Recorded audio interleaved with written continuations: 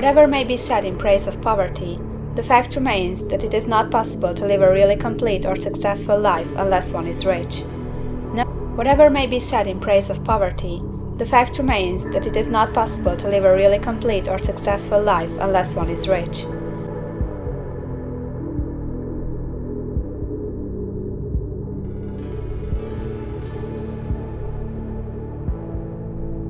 No man can rise to his greatest possible height in talent or soul development unless he has plenty of money.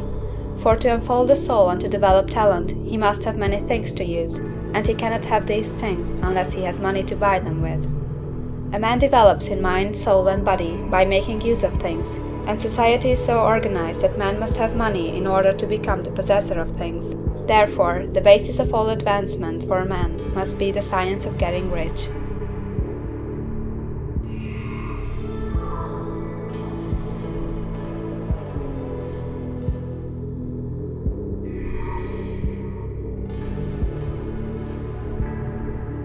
The object of all life is development, and everything that lives has an inalienable right to all the development it is capable of attaining.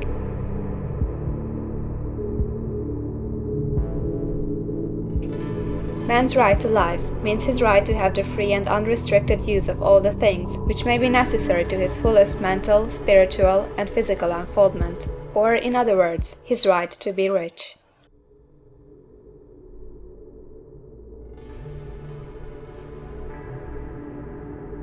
In this book, I shall not speak of riches in a figurative way.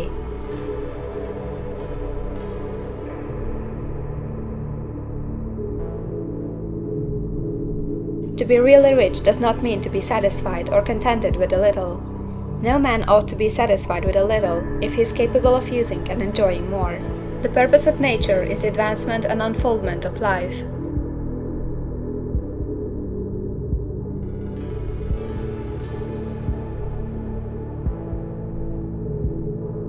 And every man should have all that can contribute to the power, elegance, beauty, and richness of life. To be content with less is sinful. The man who owns all he wants for the living of all the life he is capable of living is rich.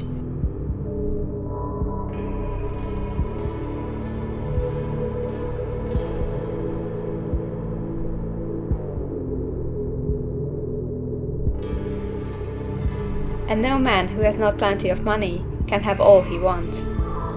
Life has advanced so far, and become so complex, that even the most ordinary man or woman requires a great amount of wealth in order to live in a manner that even approaches completeness.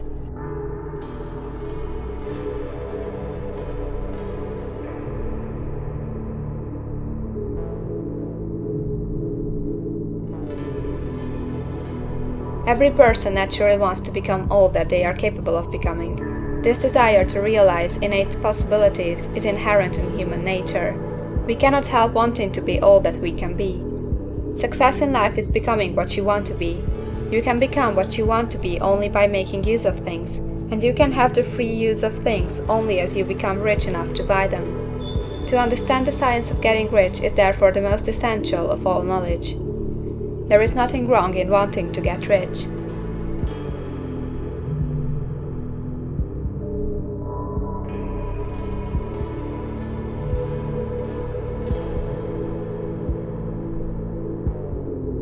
The desire for riches is really the desire for a richer, fuller, and more abundant life, and that desire is praiseworthy. The man who does not desire to live more abundantly is abnormal, and so the man who does not desire to have money enough to buy all he wants is abnormal. There are three motives for which we live. We live for the body, we live for the mind, we live for the soul. No one of these is better or holier than the other.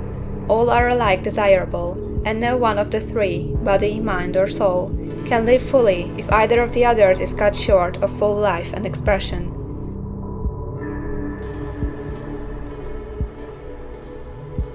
It is not right or noble to live only for the soul and deny mind or body, and it is wrong to live for the intellect and deny body or soul.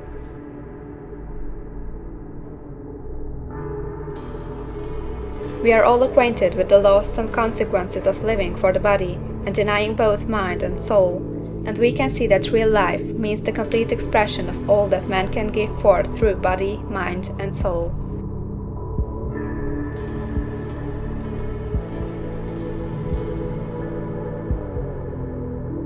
Whatever he can say, no man can be really happy or satisfied unless his body is living fully in every function, and unless the same is true for his mind and his soul.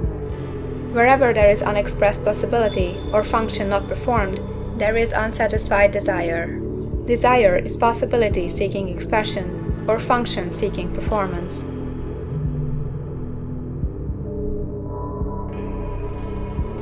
Man cannot live fully in body without good food, comfortable clothing, and warm shelter, and without freedom from excessive toil. Rest and recreation are also necessary for his physical life.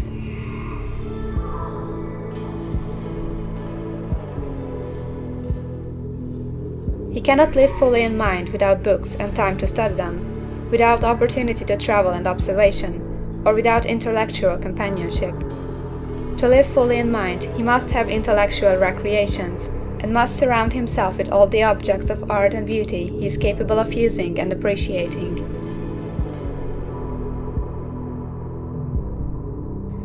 To live fully in soul, man must have love, and love is denied expression by poverty. A man's highest happiness is found in the bestowal of benefits on those he loves. Love finds its most natural and spontaneous expression in giving.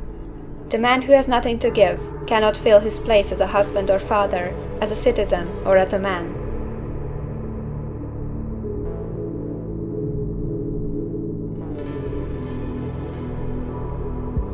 It is in the use of material things that a man finds full life for his body, develops his mind, and unfolds his soul. It is therefore for supreme importance to him that he should be rich.